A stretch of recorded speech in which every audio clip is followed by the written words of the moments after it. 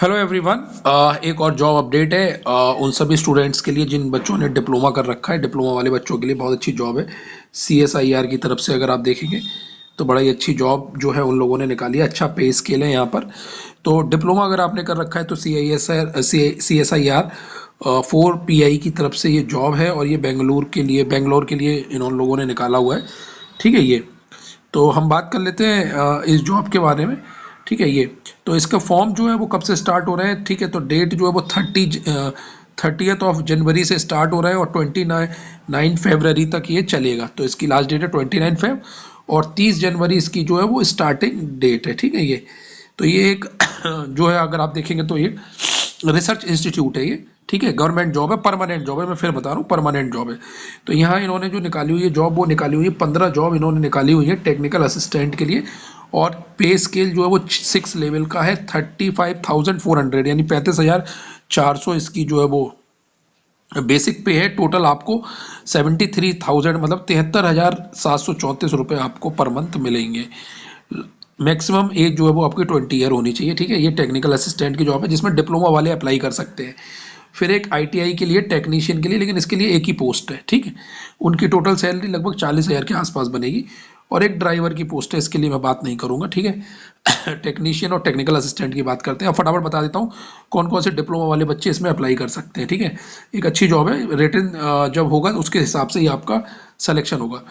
तो technical assistant के लिए 3 जनरल में निकाली गई है, 3 पोस्ट जनरल में निकाली गई है। 60% डिप्लोमा में मार्क्स चाहिए आपके। ठीक है डिप्लोमा में मार्क्स कितने चाहिए, 60% होने चाहिए। अगर आपके पास 3 साल का डिप्लोमा है, अगर आपके पास लेटरल एंट्री है वो भी अप्लाई कर सकते हैं। फिर बता रहा हूँ लेटरल एंट्री वाले भी अप्लाई कर सकते हैं।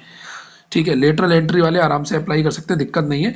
कौन कौन लोग अप्लाई कर सकते हैं यहाँ से देखिएगा। कंप्यूटर साइंस वाले कर सकते हैं, इंफॉर्मेशन टेक्नोलॉजी और इलेक्ट्रॉनिक्स वाले अप्लाई कर सकते हैं। अगर आप पोस्ट कोड ये डालेंगे 2401। ठीक है 2401 3 सीट है, तीनों अनरिजर्व है मतलब जनरल के लिए। ठीक है लेकिन एक चीज़ यहाँ देखेंगे, यहाँ पर एक्सपीरियंस चाहिए 2 साल का। 2 साल का आपके पास एक्सपीरियंस होना चाहिए, चाहे आपने कंप्यूटर फील्ड में कराओ, चाहे इलेक्ट्रॉनिक, चाहे इन्फॉर्मेशन टेक्नोलॉजी में। ठीक है क्योंकि CSIR की जॉब जब निकलती है तो वो ज़्यादातर एक्सपीरियंस मांगते ही मांगते हैं, क्योंकि पे स्केल बहुत अच्छा देते हैं। या फिर आपके पास BSc होनी चाहिए इलेक्ट्रॉनिक्स में, कंप्यूटर साइंस में या IT में। एक पोस्ट कोड है 2402 यानी 2402, इसके लिए एक सीट निकाली गई है। ठीक है ये EWS में है। ऐसे ही पोस्ट कोड अगर आप देखेंगे 2403। ठीक है इसके लिए एक सीट है SC की। वही सब डिप्लोमा कर सकते हैं, BSc वाले कर सकते हैं, इसको आराम से भर सकते हैं। अपने अकॉर्डिंग देख लो आप किस पोस्ट में आ रहे हो। ठीक है OBC के लिए 3 पोस्ट हैं, इसमें आप भर सकते हो। 2404 इसका कोड रहेगा। ठीक है उसके बाद अगर आपके पास इलेक्ट्रिकल में डिप्लोमा है, अगर आप इलेक्ट्रिकल में डिप्लोमा है तो आपके लिए जनरल की एक ही सीट है और उसका पोस्ट कोड है 2405। अगर इलेक्ट्रिकल का डिप्लोमा है, अगर इलेक्ट्रॉनिक्स का है तो आपके पास सीट ज़्यादा है। जो ऊपर मैंने बताई है वो इलेक्ट्रॉनिक्स, कंप्यूटर साइंस और इंफॉर्मेशन टेक्नोलॉजी के लिए। ये जो बता रहा हूँ ये इलेक्ट्रिकल के लिए। ठीक है इलेक्ट्रिकल के लिए होना चाहिए। उसके बाद ST में अगर आप आते हैं तो एक पोस्ट है आपके लिए, कोड आपका 2406 है। ठीक है ये और अगर आपके पास डिप्लोमा सिविल में है तो सिविल के लिए आप ये पोस्ट कोड लगाएंगे 2407।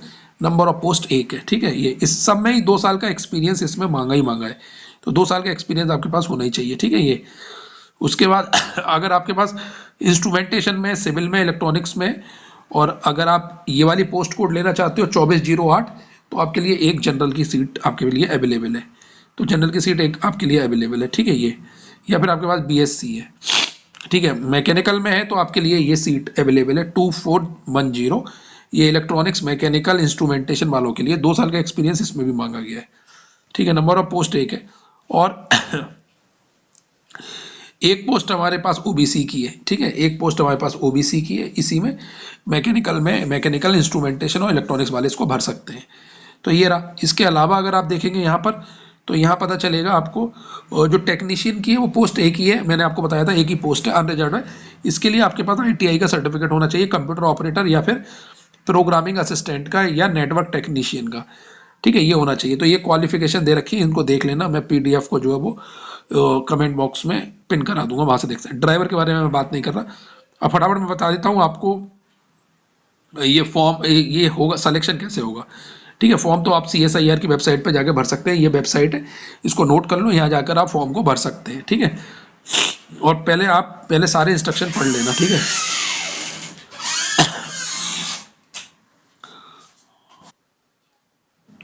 ठीक है, तो मैंने ये आपको बता दिया कि आप इसमें फिल कर सकते हैं वेबसाइट पे जाकर। आगे देखते हैं, फटाफट मैं बता देता हूँ कि सिलेक्शन कैसे होगा, मोड ऑफ सिलेक्शन। ये कुछ रिलैक्सेशन भी है, वो मैंने आपको बता ही दिया है कि जनरल के लिए 28 ईयर से, बाकी SC ST के लिए 5 साल का छूट है और OBC के लिए 3 साल का, ठीक है। आगे बढ़ते हैं फटाफट, यहाँ पर अब मैं बता देता हूँ कि आपका सिलेक्शन कैसे होगा, मोड ऑफ सिलेक्शन इन्होंने बोला है। तो सबसे पहले तो आप जो फॉर्म भरोगे उसकी स्क्रीनिंग होगी, मतलब आपका एक्सपीरियंस चेक करा जाएगा, आपकी डिग्री चेक करी जाएगी कि भाई वो है या नहीं, फिर आपको शॉर्ट लिस्ट कराया जाएगा। शॉर्ट लिस्ट करने के बाद आपको स्टेज 1 का एक ट्रेड टेस्ट देना है, जो भी ट्रेड से आप क्वालिफाई कर रहे हो उसका एक ट्रेड टेस्ट होगा। वो ट्रेड टेस्ट जब आप क्वालिफाई करोगे तो आपको स्टेज 2 में भेजा जाएगा। स्टेज 2 में आपका रिटन एग्जाम होगा, ठीक है, यानी कि सारे के सारे MCQ वाले क्वेश्चन होंगे ये, ठीक है। 200 क्वेश्चन आपको मिलेंगे, 3 घंटे में आपको करने होंगे, ठीक है। ये तो 200 क्वेश्चन होंगे, 3 घंटे में करने होंगे, जिसमें से 50 क्वेश्चन जो है वो मेंटल एबिलिटी के होंगे, ठीक है, 50 क्वेश्चन। उसके बाद 25 क्वेश्चन होंगे, 25-25 क्वेश्चन जनरल अवेयरनेस और इंग्लिश लैंग्वेज के होंगे, ठीक है। कितने हो गए ये 50 और 50 वो 100, और 100 क्वेश्चन होंगे आपके जिस सब्जेक्ट से आपने फिल करा है फॉर्म, इलेक्ट्रॉनिक्स से भरा है या इंफॉर्मेशन टेक्नोलॉजी से या मैकेनिकल या सिविल से, तो वो होंगे। तो इस तरीके से आपका ट्रेड टेस्ट होगा, साथ साथ आपका रिटन भी होगा। उसके बाद आपको फाइनल मेरिट लिस्ट बनेगी, तब आपको जो है कॉल करेंगे। ऐसे टेक्नीशियन में भी यही रहेगा, टेक्नीशियन के बारे में मैं ज़्यादा बात नहीं कर रहा हूँ, ठीक है, टेक्नीशियन का भी यही रहेगा, ठीक है। ये उसके बाद मोड ऑफ सिलेक्शन मैंने आपको बता दिया कि मोड ऑफ सिलेक्शन में आपको ये करना पड़ेगा, ठीक है। अब अप्लाई करने के लिए तो भाई यही लिंक है, इस लिंक पर चले जाइए, इस लिंक पर फिल कर दीजिए फॉर्म, फॉर्म फिल कर दीजिएगा, उसकी हार्ड कॉपी निकाल लीजिएगा, ठीक है। इसमें 500 रुपये आपको देने पड़ेंगे, ठीक है। और जो भी बच्चे हमारे SC ST या PWD से हैं उनको कोई फीस नहीं देनी, नो फीस, इनके लिए फीस नहीं है, नो। सिर्फ जनरल कैंडिडेट और EWS वाले इसमें भर सकते हैं या OBC वाले। 500 रुपये इसकी फीस रहेगी, ठीक है। और आपको क्या करना है, आपको जो है फीस पे करनी है, उसके बाद एप्लीकेशन सबमिट करने के बाद आपको इस पते पर, ये पता नोट कर लीजिए, इस पते पर आपको एप्लीकेशन की हार्ड कॉपी प्रिंट मार के देनी है, ठीक है। और जो भी आपने पोस्ट कोड लगाया हो वो लिफाफे के ऊपर लिख देना, ठीक है, लिफाफे के ऊपर लिख देना आपको जो भी पोस्ट कोड आपने भरा हो, तो पोस्ट कोड जरूर नोट करें, ठीक है। ये बस आपका ये है कि 15 तारीख से पहले पहले ये पहुंच जाए, 15 मार्च, तो 15 मार्च से पहले पहले पहुंच जाए, तो ये अच्छा एक नोटिफिकेशन आया है उन सभी बच्चों के लिए जो बच्चे अभी डिप्लोमा जिन लोगों ने कर रखा है या जिनके पास एक्सपीरियंस है। एक्सपीरियंस तो इसमें मांगा गया, अच्छी जॉब है क्योंकि अच्छा पे स्केल इसमें मिल रहा है। फिर भी अगर आपको कोई क्वेरी होती है तो इस नंबर पर आप बात कर सकते हैं, ठीक है। ऐसी और भी जानकारी रहेंगी तो मैं आपके सामने लाता रहूंगा, तब तक के लिए bye bye and good luck to all of you.